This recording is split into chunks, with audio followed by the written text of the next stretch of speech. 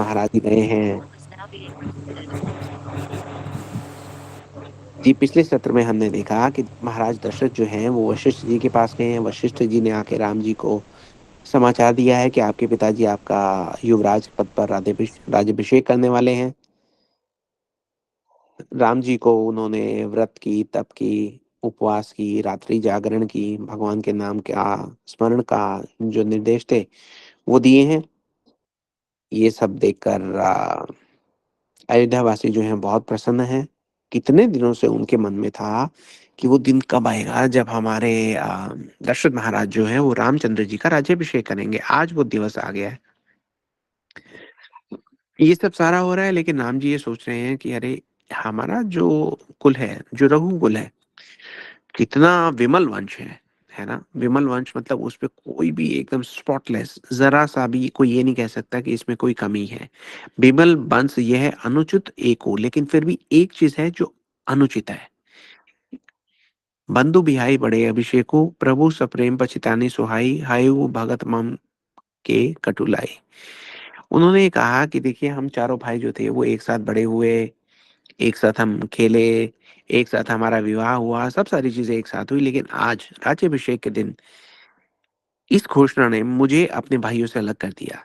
मुझे अपने भाइयों से अलग नहीं होना, है ना। उनके मन में ये भाव आया।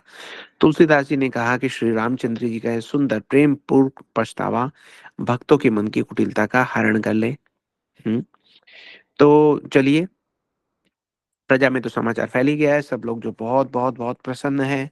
बाजार, रास्ते, घर, गली, जहां तहां पुरुष और स्त्री जो है आपस में यही कहते हैं कि वो मुहूर्त कब है जब विधाता हमारी ये अभिलाषा पूर्ण करेंगे। कनक सिंहासन सिए समेता, बैठे ही राम होई चित चेता। सकल कही कब होई काली, विधन मनावी देव कुचाली।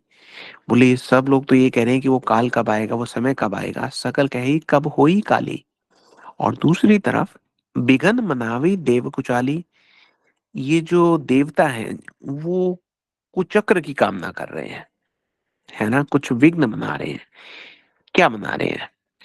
देवताओं को ये प्रॉब्लम आ रही है कि भाई वो तो फंसे हुए हैं रावण की दास्ता में, उनको वहां से बाहर निकलना है।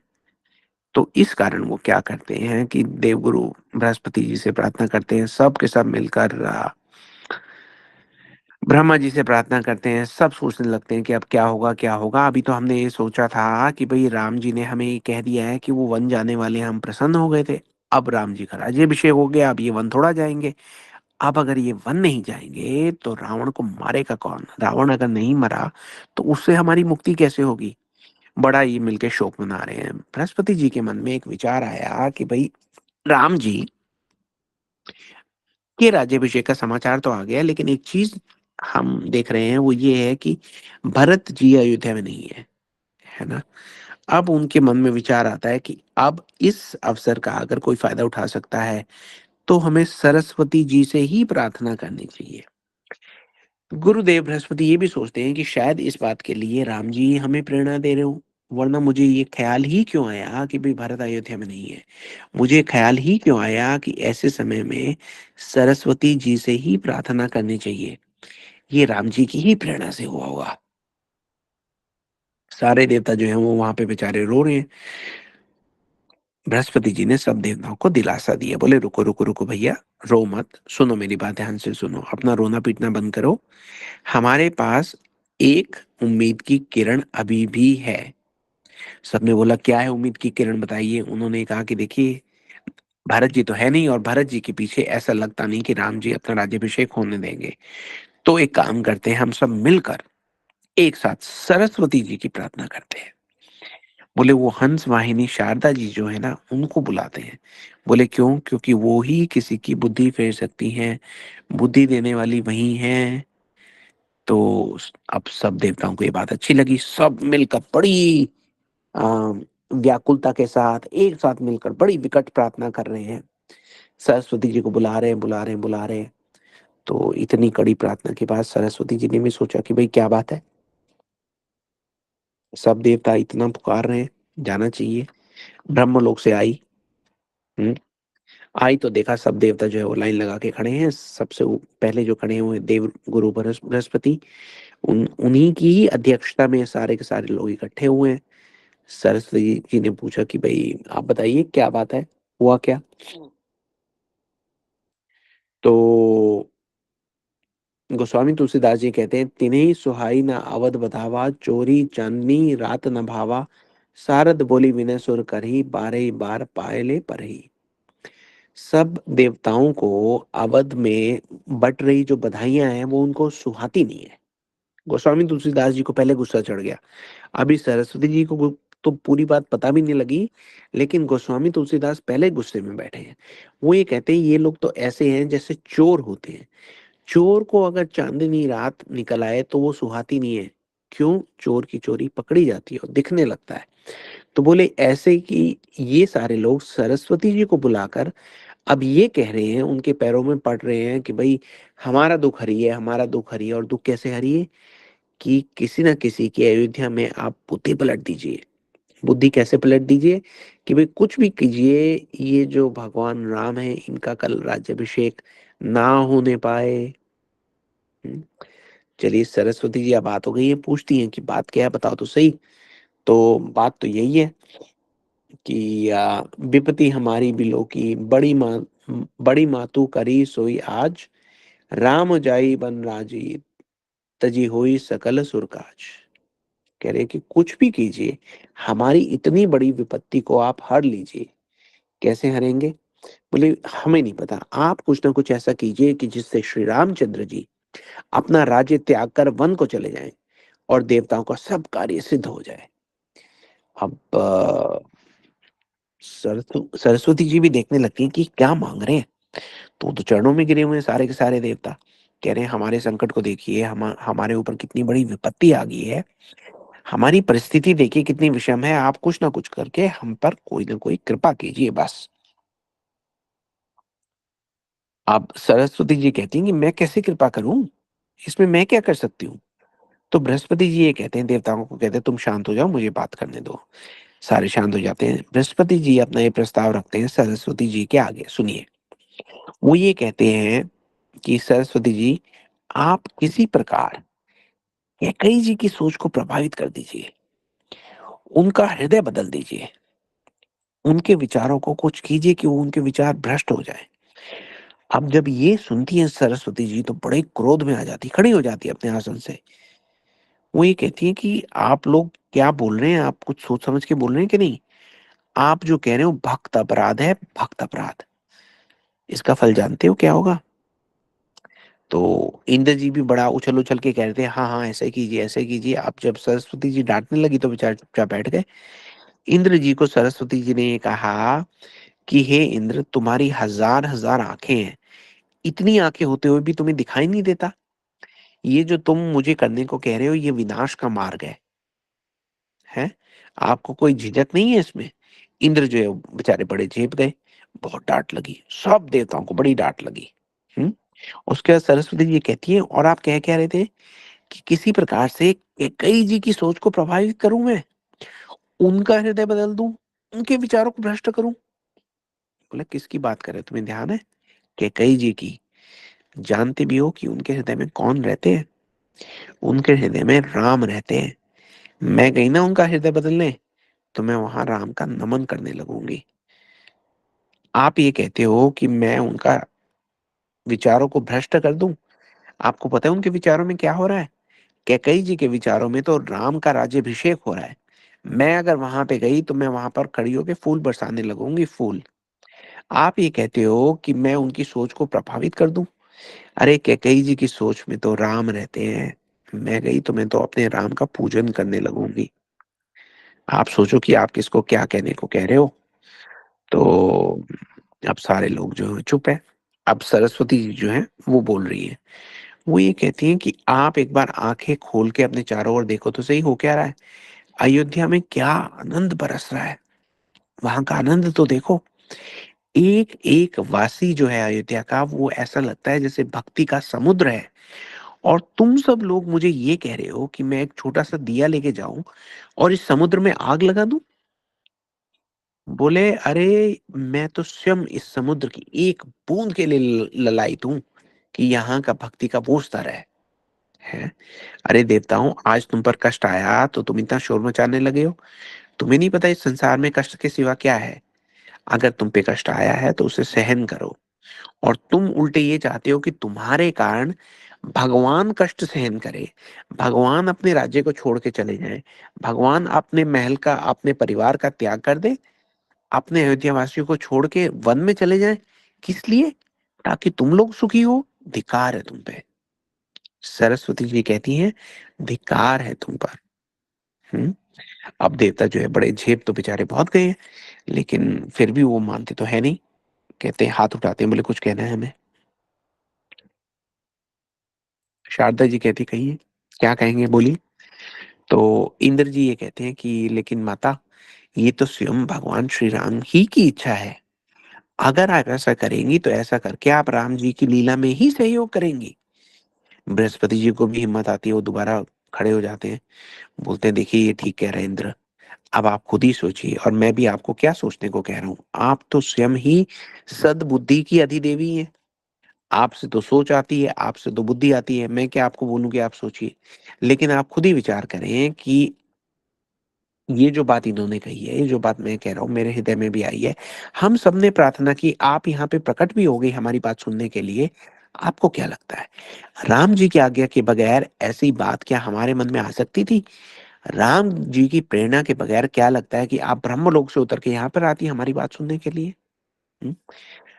तो गुरुदेव बृहस्पति जी कहते हैं कि हे माता, आप तो जानते ही हैं, आपको शायद याद नहीं है तो मैं आपको याद दिला दूं कि ये जो हम कह रहे हैं ना आपसे करने को, वो हम इसलिए कह रहे हैं कि भगवान राम ने ही ये वर दिया था। जब हम सब गए थे, सारे देवता जो गए थे भगवान के पास, तो भगवान ने भविष्यवाणी की थी। भगवान ने देवताओं को पृथ्वी को भयभीत जानकर उनको शोक से बचाने के लिए, उनके संदेह को हरने के लिए गंभीर आकाशवाणी की थी। भगवान ने कहा था, जानी डरपहु मुन्नी सुध सरेसा, तुम्ही लागी धरऊ नरबेसा, असन सहित मनुज अवतारा, लेउ दिनकर बंस उदारा। कश्यप अदिति महातप कीना, तीन कहूँ मैं पूरब बर दीना, ते दशरथ कौशल्या रूपी कौशलपुरी प्रगट नर भूपा। तो उन्होंने ही हमें ये वरदान दिया था, उन्होंने ही कहा था कि तुम जाओ, मैं आऊंगा, तुम्हारा सारा दुख जो है मैं हर लूंगा। हम्म। तो अब आप ये सोचिए कि भगवान राम ने ही तो वर दिया था। अब भगवान राम ने वर दिया और उसके बाद आ गए रघुकुल वंश में। अब अगर भगवान अपनी बात से फिरे, अब अगर भगवान का देवताओं को दिया हुआ जो वर है वो झूठ साबित हो गया, तो आप खुद ही सोचिए कि रघुकुल वालों का जो वचन है वो झूठा साबित हो जाएगा। और रघुकुल रीत सदा चली आई, प्राण जाए पर वचन ना जाए। है ना? हमने माना कि आप ये कह रहे हैं, आपको ऐसा लग रहा है कि हम राम जी को अयोध्या से दूर भेज रहे हैं। लेकिन आप सोचिए, कहीं ऐसा तो नहीं है कि प्रभु राम जो है वो अपने भक्तों का प्रेम कई गुना बढ़ाने के लिए स्वयं ही जाना चाह रहे हो वन में? क्योंकि आप तो जानते हो कि जब वियोग होता है तो भगवान के भक्तों का जो प्रेम है वो कई कई गुना बढ़ जाता है। हम्म? आप देख रहे हो ना अयोध्या वासियों के मन में कितना प्रेम है भगवान के प्रति। अब आप ये सोचिए, जब भगवान इनसे दूर हो जाएंगे तो इनके इनके मन में उठने वाली जो उत्कंठा है वो कितनी बढ़ जाएगी। इस प्रेम की प्रतिष्ठा कितनी बढ़ जाएगी। इनका प्रेम कितना कितना उज्जवल हो जाएगा। भगवत प्राप्ति की प्रबल इच्छा इनके प्रेम को कितना पुष्ट कर देगी माता। ऐसी ऐसी बातें कर रहे हैं सरस्वती जी से। अब सरस्वती जी भी सोच में पड़ गई। वो देखें भाई क्या करें। सामने देवगुरु बृहस्पति जो है वो हाथ जोड़े खड़े हैं, देवता जो है वो जमीन पे लोटे हुए हैं। सोचने लगी कि अब क्या करूं। हम्म। सुनी सुर विनय ठाड़ी पछताती, भई सरोज विपिन हिमराती, देखी देव पुनि कही निहोरी, मातु तो ही नहीं थोरे खोरी। देवताओं की विनती सुनकर सरस्वती जी खड़ी खड़ी पछता रही हैं कि हाय, मैं कमल वन के लिए हेमंत ऋतु की रात हुई, जिस प्रकार से फसल को पाला नहीं पड़ जाता है। वो ये कह रहे हैं कि इतना सुंदर पुष्प जो है खिले हुए हैं, इन सब को मुरझाने का कारण मुझे ही बनना था। अब उनको इस प्रकार से पछताते हुए देखकर देवता जो है वो फिर से कहने लगते हैं। उनको लगता है, अरे सरस्वती जी कहीं फिर से हेजिटेट तो नहीं कर जाएंगी। हम्म। उनको बोलने लगते हैं कि हे माता, इसमें आपको ज़रा भी दोष नहीं लगेगा। हुँ? कोई भी दोष नहीं लगेगा। अरे प्रभु राम ही यही चाहते हैं। आप तो उनकी वाणी को सत्य कर रही हैं, वो तो आपसे प्रसन्न हो जाएँगे और देखिए हमारे प्राणों की रक्षा भी तो हो ही जाएगी ना। आप एक बात ये क्यों नहीं सोचती कि भगवान के भक्त केवल अयोध्या में ही हैं क्या? ये तो संपूर्ण सृष्टि जो है वो भगवान की भक्त है।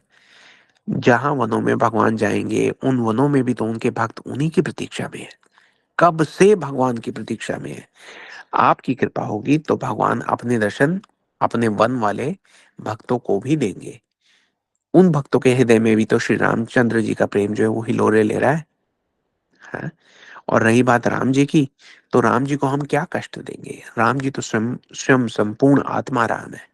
उनके लिए तो सुख-दुःख एक सम है, क्या हर्ष, क्या विषाद। और अयोध्या तो वही है जहाँ राम है। आप कहते हो अयोध्या का त्याग करेंगे। अरे अयोध्या का त्याग कैसे कर सकते हैं? राम से ही तो अयोध्या है? और ये भी सोचिए कि वनों में इस समय राक्षसों के द्वारा इतने संतों को कष्ट पहुंचाया जा रहा है। ये सब असुर जो है इतना उत्पीड़न कर रहे हैं भक्तों का, उनकी रक्षा का क्यों नहीं सोच रही हो आप? ऐसी-ऐसी बातें फिर शुरू हो गए सरस्वती जी को बताने। सरस्वती जी हँसने लगी। बोली, ओहो! हुँ, देवता और भक्तों की रक्षा का विचार। बोली, ये मुझे भगवान का परिचय दे रहे हैं। मैं नहीं जानती कि श्री राम कौन है? हुँ, ज्ञान अखंड एक सीतावर। अगर अखंड ज्ञान का कोई एक स्वरूप है तो वो है सीता जी के स्वामी श्री रामचंद्र जी, सच्चिदानंद पराब्रह्म। और देवता जो है ये फिर भी नहीं पूरी बात समझते, मुझे किस्म-किस्म के जो है तर्क दे रहे हैं। अयोध्या वासियों को देख रही हैं सरस्वती जी, एक दृष्टि पलटाती हैं कि मुझे क्या करने को कह रहे हैं और सब के सब देखती हैं भगवान के कितने प्रिय हैं। बड़ा खेद होता है कि इन सबको कितना दुःख पड़ने वाला है। हुँ, लेकिन फिर भी सोचती हैं कि चलो लगता है भगवान की ही ऐसी वो हो सकता है इच्छा हो। बार-बार गई चरण संकोची, चली बिचारी बिहुद मति पोची। ऊंच निवाच नीच करतुती, देखी न सकई पराई भूति। तो सरस्वती जी कहती है कि इन देवताओं का जो निवास है वो तो ऊंचा है, ऊंच निवास नीच करतुती, करतूत जो है वो नीच है, देखी न सकई पराई विभूति।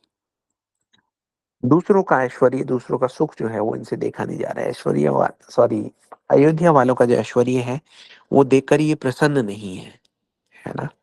तो ये तो उन्होंने सोचा ही सोचा, उसके साथ एक और विचार उनके हृदय में प्रवेश हो गया। इसको आप ध्यान से सुनिएगा, ये आपने कभी सुना नहीं होगा। गोस्वामी तुलसीदास जी कहते हैं, आगिल काजू बिचारी बहोरी, करही चाह कुशल कबि मोरी, करही चाह कुशल कबि मोरी, हर्षि हृदय दशरथपुर आई, जनु ग्रह दशा दुसे दुखदाई। सरस्वती जी ने सोचा कि आगे के काम का मैं विचार करूं। आगे के काम का मतलब ये है कि श्री राम जी वन में जाएंगे, वन में जाकर राक्षसों का वध करेंगे, अपने भक्तों की रक्षा करेंगे। पूरा वन जो है एकदम सुख का धाम बन जाएगा। पूरा वन अयोध्या बन जाएगा, सारा जगत सुखी हो जाएगा। रावण का भी तो वध होना ही है ना। तो बोले क्या क्या लीला करेंगे श्री राम जी आगे जाके। अभी तो हनुमान जी से मिलेंगे, है ना? अभी तो निषाद राज से मिलेंगे, अभी तो केवट से मिलेंगे, भरत मिलाप होगा, क्या क्या नहीं होगा। ये सब सारा जो भी होगा, भगवान इतनी सुंदर लीला करेंगे, कैसे कैसे खेल करेंगे मेरे श्री राम। और फिर युगों युगों तक राम जी की ये लीलाएं जो हैं ये भक्तों के हृदय को मोहती रहेंगी। और उस कारण से युगों युगों तक मुझे, क्योंकि मैं सरस्वती जी हूँ, मुझे श्री रामचंद्र जी की लीलाओं का कीर्तन श्रवण करने के लिए भक्तगण कवि बुलाया करेंगे, मेरा आह्वान किया करेंगे। सरस्वती जी ये सोच रही है। वो ये कहती हैं कि भगवान ने तो जो लीला करनी हो तो भगवान तो लीला अपनी करेंगे ही करेंगे। लेकिन भगवान जो लीला कर जाएंगे, उस लीला का वर्णन करने के लिए आने वाले युगों में भक्तगण और कवि जो है वो मुझे बुलाया करेंगे, मेरा आह्वान किया करेंगे। सरस्वती जी को किस लिए बुलाया जाता है? सरस्वती जी वाणी की बुद्धि की प्रदाता है ना? कोई अगर कवि हो बहुत सुंदर तो लोग ये कहते हैं कि अरे उनको उन पे तो सरस्वती जी का आशीर्वाद है। तो सरस्वती जी ये कहती हैं कि जब मुझे बुलाएँगे और मुझे बुलाकर भक्तों की सभा में मेरा प्रवेश होगा, तो मुझे युगों-युगों तक युगल किशोर की लीलाओं की कथा करने को मिलेगी। भक्तों की सभा में जाने के बाद मुझे ठाकुर जी की कथा अमृत में सराबोर होने का विशेष अवसर बार-बार, बार-बार मिलेगा। तो इस बात से ऐसा विचार करके सरस्वती जी अपने हृदय में हर्षित हो गई और फिर उसके बाद उन्होंने दशरथ जी की पुरी अयोध्या में प्रवेश किया। हुँ, प्रवेश किया और वहाँ पे ऐसा प्रवेश किया कि गोस्वामी तुलसीदास जी कहते हैं, "हर्षि हृदय दशरथ पुराई।" थोड़ा उनको हर्ष हुआ कि मुझे भगवान की सेवा करने को मिलेगी, भगवान की कथा मुझे युगों-युगों तक सुनने को मिलेगी। जनु गृह दशा दुसह दुखदाई, लेकिन उनका वहां पे आना ऐसा भी था, दोनों विचार कर रहे हैं तुलसीदास जी। एक तरफ तो वो हर्ष प्रकट कर रहे हैं, दूसरी तरफ वो दुख प्रकट कर रहे हैं। वो ये कह रहे हैं उनका आना ऐसा था जैसे दुख देने वाली कोई ग्रह दशा अयोध्या पर अपनी काली परछाई लेकर छा गई हो। सरस्वती जी अयोध्या में आ गई। अयोध्या में आकर उन्होंने सोचा कि मैं किसकी मति फेरूं। कैकई जी तो उनको पता है कि वो तो संभव ही नहीं है कैकई जी की मति फेरना, है ना? क्यों? क्योंकि कैकई जी की मति में तो राम रहते हैं। कैकई जी का हृदय तो बदल नहीं सकते, क्योंकि कैकई जी के हृदय में राम का राज्याभिषेक होता है। उनके विचारों को पलटा नहीं जा सकता, वहां पे तो राम का निवास है। इसका मतलब ये सोचकर उन्होंने अगले विचार पे प्रवेश किया, लेकिन ये विचार उन्होंने हमारे लिए छोड़ दिया। अगर कैकई जी के हृदय में राम जी का प्रवेश है, तो इसका मतलब कैकई जी का हृदय अगर कोई बदलेंगे तो वो राम जी ही बदलेंगे। सरस्वती जी तो बोल गई कि मेरे तो बस की बात नहीं है। तो इसका मतलब राम जी की इच्छा से ही कैकई जी कुछ कहेंगी, कुछ करेंगी। तो वो तो चलिए आगे आने वाली जो सत्र हैं उसमें हम इन सब पे चर्चा करेंगे।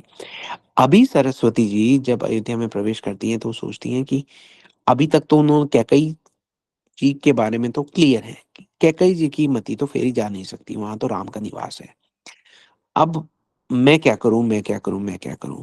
वो ढूंढती है मैं कहाँ जाऊं जहां राम जी का निवास ना हो। पूरी जितने भी अयोध्या वासी थे, एक एक करके प्रत्येक पे वो अपनी दृष्टि डालती है, सबके हृदय में राम बैठे दिखाई देते हैं। पूरी जगह ऐसा लगता है राम जी की भक्ति की जो लौ है वो प्रज्वलित है, प्रत्येक व्यक्ति के हृदय में वो दिया जल रहा है। तो सबको प्रणाम करते हुए चलती हैं दूर से ही। अब उनको लगता है ऐसा तो कोई भी नहीं है जिसका मैं हृदय पलट सकूं, हर एक के हृदय में तो राम रहते हैं। बड़ी निराश हो जाती है कि अब क्या करूं, क्या करूं, क्या ना करूं।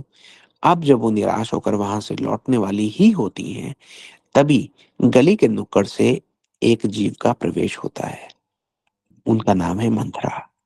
जब मंथरा को देखती है सरस्वती जी तो एक बार देखती हैं, 2 बार देखती हैं, बार-बार देखती हैं। वो ये कहती हैं कि ये पहला जीव मुझे दृष्टिगोचर हुआ है अयोध्या के अंदर, जिसके हृदय में मुझे राम नहीं दिख रहे।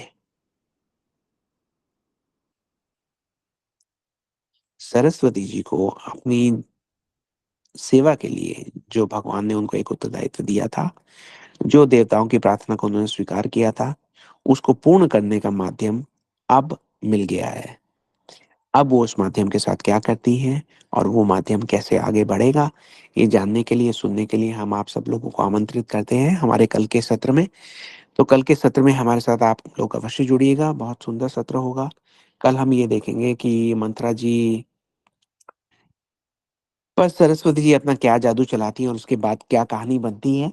हम आपको ये भी सूचित करना चाहेंगे कि इसके बाद की जो कहानी है वो थोड़ी-सी अ, हमारा हृदय नहीं कहेगा कि उसको बीच में हम रोक पाएँ, क्योंकि बहुत विकल परिस्थिति होने वाली है, आप सब जानते हैं। तो हम जो कल की कथा करेंगे उसके बाद हम इस वीक में सिर्फ़ 2 कथाएँ करेंगे, आज की और कल की। क्योंकि उसके बाद जो कथा शुरू होगी उसे हम बीच में विराम नहीं देना चाहेंगे 1 हफ्ते का। हम अगले हफ्ते जो कथा करेंगे, अगले वाले सप्ताह में वो हम 3 दिन के बजाय 4 दिन कथा करेंगे। बुधवार, गुरुवार, शुक्रवार और शनिवार को भी कथा होगी, विशेष कथा होगी अगले हफ्ते की, क्योंकि आप सब लोग जानते हैं कि क्या होने वाला है। जी, हम आपसे ये भी कहते हैं कि अगर आपके जान-पहचान में कोई हो, जो राम कथा जानने के लिए इच्छुक हो, तो उनको आप इस ग्रुप के साथ जोड़ दीजिए, क्योंकि अब अगले हफ्ते जो कथा होने वाली है, बहुत